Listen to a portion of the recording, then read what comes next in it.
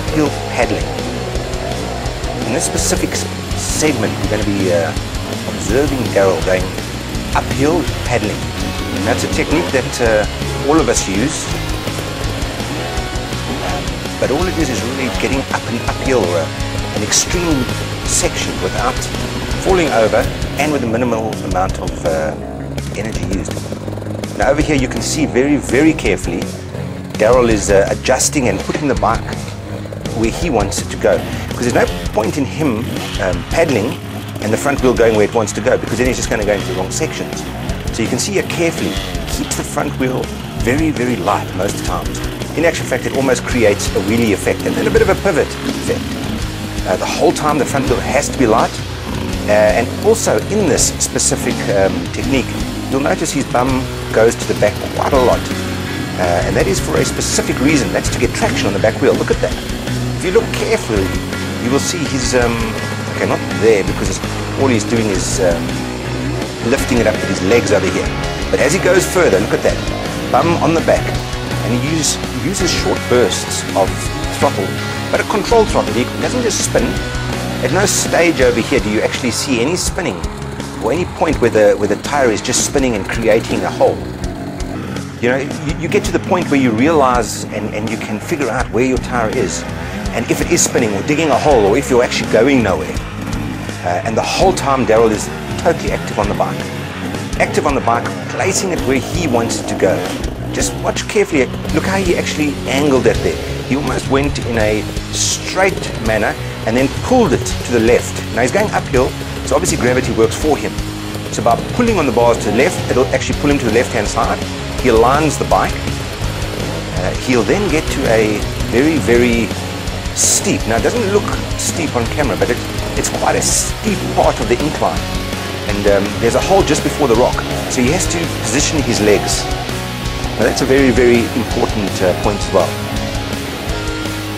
Now Daryl, tell us about that really, really seriously extreme climb that you just went up.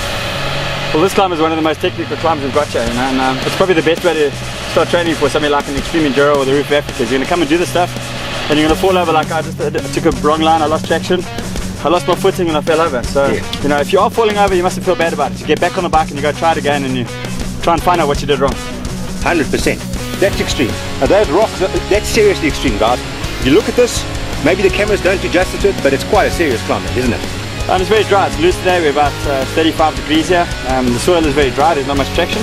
Yeah. And the minute that gets onto a rock, you lose your drive. And it's very important here to use precise throttle and clutch control. Clutch control. I saw that. A hell of a lot of clutch control, eh? Guys must understand, on an Enduro bike, the minute they start picking up wheel spin, that's when they're scrubbing off. They're going nowhere. Yeah. Okay. 100%. Yeah. I'll tell you a couple of tricks just now about momentum and rocking the bike and weighting your pegs. That makes all the difference in the world up a climb like this. I would appreciate that. Excellent. Thank you, sir. Descending. Now going downhill or down a rocky section, to me and perhaps most off-road riders, it is one of the most fearful and exhausting things to do. I personally would rather ride up than ride down. We're watching Daryl over here show us how it's done. Now guys, I would like to emphasize that Daryl is probably one of the top 10 extreme off-road riders, enduro riders shall I say, in the world. He has done all of them. He's proficient at it, he's natural at it. So what you're watching here is one of the best riders in the world do this. Now going into the actual descent itself, you'll notice Daryl is using his legs at different points and different balance points. When he puts his leg out there, that's not just to rest his leg. It's to pretty much line up where he's going and to balance himself for the next obstacle. You will notice, if you look, his foot is on the back brake, his hand is on the front brake. He lines himself up, and he also uses his legs to pretty much line up where the bike is going. In a little bit of a twisting of the body, he will move the front of the bike and then balance himself. Now guys, nobody's taking points for looking good in this type of extreme downhill. It's about getting down without falling. It's about getting down proficiently. And what you're watching here is really one of the top guys at it. And Daryl will be the first guy to tell you, you do it in one foul swoop. You do not stop and continue stopping the whole time to try and compose yourself or gather yourself. You do it straight away and try and do it in one segment, one foul swoop. You start to get to bigger rocks, which we'll get to now. Now these do take a little bit of courage, because the natural fear of the hooping is to go over the handlebars. For that point of going over the handlebars and crushing into the rocks. You will see that Daryl is always totally confident with his bum right on the back of the wheel most of the time. As the front wheel tips over a rock, he will make sure that his balancing is right towards the back. Because also what can happen is he can pretty much balance himself and make the descent a lot easier. There you have it. It's easy when you know how. This is a very typical situation that the guys will get into on a difficult technical climb like this. At the moment my back wheel's stuck in a hole and I'm on quite a steep incline. So typically the guys are going to be doing this.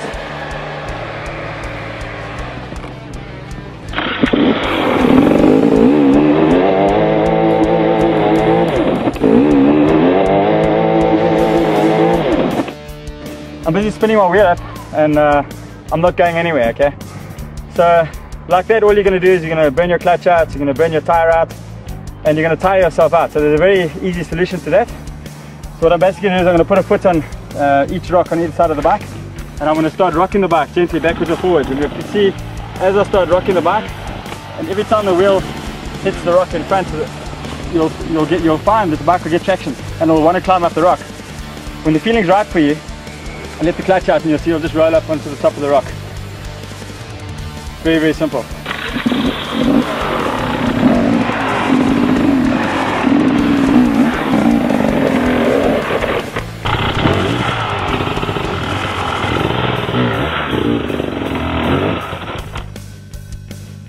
Really very easy technique. And the other way of course is to weight your pegs as well. This one is a relatively small climb.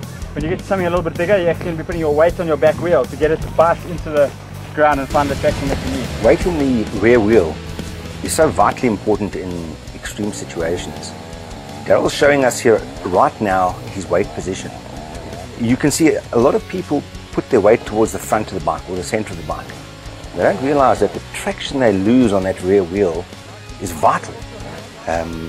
By putting your bum on the back of the seat, you're actually pushing the back wheel down and you're causing it to bite. Daryl at this point, as you can see, is almost chasing the bike up the rock and dropping his bum on it just to get bite. He will give it a little bit of almost like a seat bounce, pre-seat bounce, and then jump back on it again. As you can see there, wow, the whole time his weight is on the rear wheel.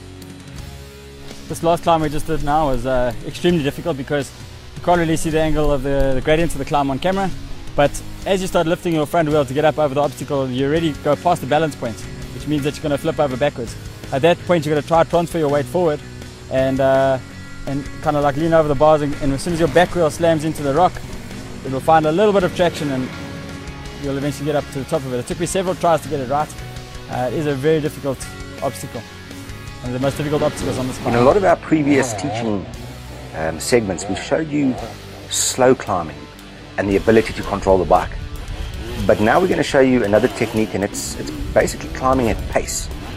Using momentum, using a little bit of pace, or a lot of pace, which will cause its own problems in that the back wheel will more than likely shoot up if you have a little step up or something like that. But obviously it has its advantages. This is Daryl's preferred method of actually climbing. You won't often find him going very, very slow for climb, which there's two ways to do it, and it works whichever way you're comfortable with. This morning we're fortunate enough to have Daryl Curtis showing us how to do a couple of techniques. Over here we've gone up a little bit of a cliff type climb where it's actually got a kicker or a ledge. Daryl, would you mind explaining to us how you approach that? You did hit it with a bit of speed. What is your technique accordingly? It's really not a difficult climb, you know. You need a little bit of momentum, and there's a kicker halfway up, so if you hit it too fast it's going to shoot you high up in the air and you're going to come and land flat and lose all your speed up the climb. Yes. So you've rather got to approach it a little bit slower. I started off in third gear at the bottom, and the 300's got lots of torque, so I just let the torque of the engine just float me over the jump, and when I landed I had enough speed. Together with the torque I used the traction to carry it through and up the rest of the hill. Okay. You don't find that if you carry too much speed and you hit that little lip, the back wheel will spin and you won't go anywhere afterwards? You back off the throttle as you hit that little lip. Yeah, that's what I say. You can't hit it too fast. So I just chose a nice speed that's not going to give me, should be too much in the air. Yeah. But not slow enough to, you know, let me get stuck on the climb. Go through. And that's the balance that you need to work out. So when you get to a climb like this, you've got to try it a couple of times until you get the balance right. A lot of guys will try hit it too fast, shoots them up in the air, and they flat land like this, boom, and they stop dead, and they can't go anywhere after that. Yes. Slow it down a little bit. Gear selection. Gear selection is vitally important in an off-road ride, specifically a hill climb. Daryl is using first gear over here. Daryl doesn't really like first gear for this specific type of climb. He believes it gives too much drive and digs in. You can see he's not altogether comfortable with that first, and you can see it starts digging in on the softer stuff. It doesn't seem to be putting the power down. Now, we're going Daryl's preferred gear, which is second. Now, do bear in mind, he prefers a little bit more pace than I do, or the trials riders do. As you can see, it works beautifully for him, and he manages to get up everything with a bit more clutch. You can certainly hear the engine is working a little bit harder, but he's getting up the obstacle, and Momentum has got a certain amount of, well, let's put it this way, Momentum gets a lot of the credit for this, because he's just clutching it, and that's it. So as you can see back there, you know, you can still get up in first gear, Yeah. but it's going to be a lot harder. 100%. Well, it was obvious. You battled over there to get up there in the first gear. So your second or third is much better gear. When you get to a really, really technical section of your ride, you would do yourself a good favor, or shall we say a good turn, by thinking when you ride. A lot of people don't really think when they ride. They just gas and try and get up that obstacle. As you can see here, I think the biggest thing you'll learn from Daryl's little turn over here is his thinking. He'll stop and think, okay, I didn't get that one quite right. Maybe there's a better option. Aha! You might see one around the rock or just around the corner. And he'll actually think about it and try the better option. A lot of times the guys just tend to, a lot of the guys I've ridden with in any case, they just tend to go up straight one line like a rock face similar to that, and they just lose all their energy and they use all their talent up in one little rock. Ride with your head. You can see over here, Daryl, you know, he's a proficient rider. He knows what he's doing, and you can see he's using his head. He's putting that front wheel where he wants it to go. Learning how to pivot, as you will hear Daryl talk about, is so vitally important to off-road riding. Often I'm riding with a bunch of friends, or we're just going on a little trail ride, and I tell you one thing, the amount of energy saved just by letting your bike pivot. Just to pivot under you, to allow it to do a 180-degree turn without you getting off the bike, physically lifting the back wheel up and placing it where you want. It's unbelievable the amount of energy you save. And every single top rider, you will see, they know how to pivot on a path, pivot on a rock face, pivot on a rocky outcrop, just to put you in the right position, or to put the bike's wheel in the right position for your next angle of attack. It's really so pivotal in your riding ability. And also if you go up a wrong hill or a wrong side of a path, or you realize you have to turn back, it just helps you turn around so quick and saves you a lot of time. In an enduro race, you'll really find out how much time it saves you when you have to stop and physically get off and drag that bike around 180 degrees. And it looks just so smooth. When the guys see you doing it, they'll say to him, this oak knows how to ride. Because 90% of people are scared to do it. And it's such an easy, learnable task. Well, thanks very much for joining me today on Offroadfanatic. We're here at the vault. We've had a great day's riding, and I hope you guys have learned a couple of things, like pivot turns we've just done. It's one of the best tricks that you can learn on a dirt bike. So practice your pivot turns. It's the easiest and quickest way to get around obstacles.